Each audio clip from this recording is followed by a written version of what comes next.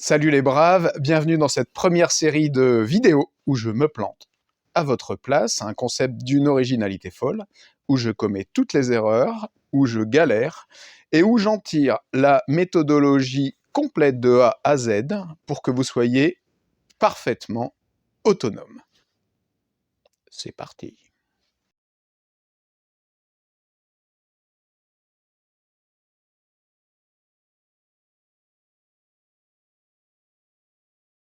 Alors pour ce chantier, un outillage minimaliste et peu onéreux. Première chose que j'ai pris, un niveau laser, horizontal, vertical, et qui fait l'aplomb automatiquement.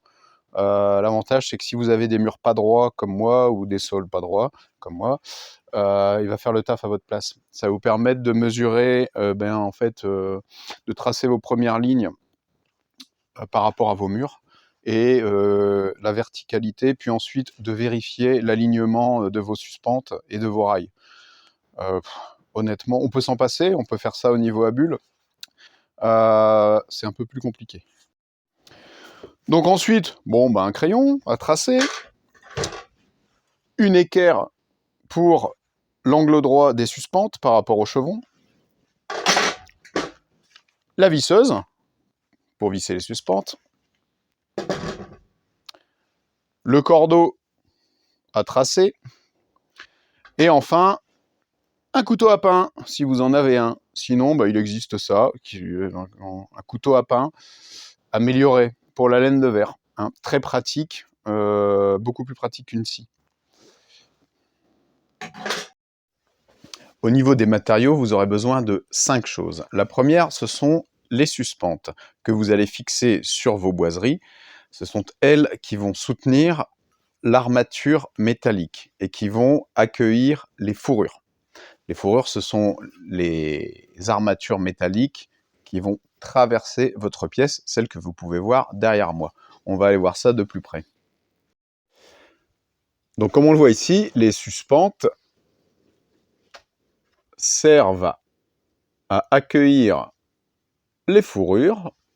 Elles sont clipsées de part et d'autre dans les petites rainures prévues à cet effet. Elles vont donc retenir la laine de verre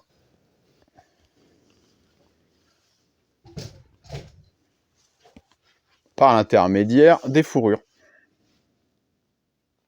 Voilà.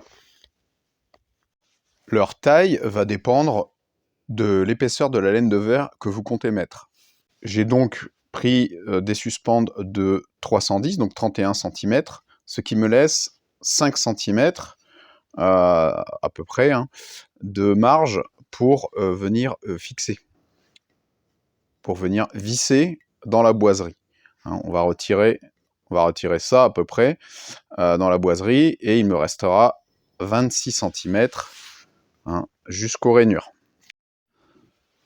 Pour les quantités, pas d'inquiétude, c'est votre fournisseur qui va vous les déterminer en fonction de la superficie à couvrir et à isoler. Le seul véritable choix que vous aurez à faire sera sur l'épaisseur de l'isolation que vous souhaitez avoir. Ça, c'est à vous de déterminer. Moi, à titre purement d'information, j'ai choisi d'isoler les murs en 160, plus 5 cm de laine de roche, ce qui est beaucoup en fait, ce qui est pas mal. Pareil, pour les rampants, j'ai choisi d'isoler en 260, ce qui est aussi beaucoup. Et pour le plafond, en 300, puisque le plafond, il y a beaucoup d'espace, puisque je laisse encore 1 mètre jusque le sommet du toit, pour pouvoir passer mes gaines techniques, ma VMC, etc. Puis ensuite, on va passer aux armatures métalliques. Alors, comme vous le voyez, 3 types d'armatures métalliques. La première, la fourrure, plus plate, avec des petits rebords pour venir clipser sur les suspentes. La deuxième, les montants, on la reconnaît avec ces trous, qui va servir à la verticalité, donc à faire les murs. Le troisième, les rails, qui vont donc vous servir à faire le raccord entre le sol et le plafond.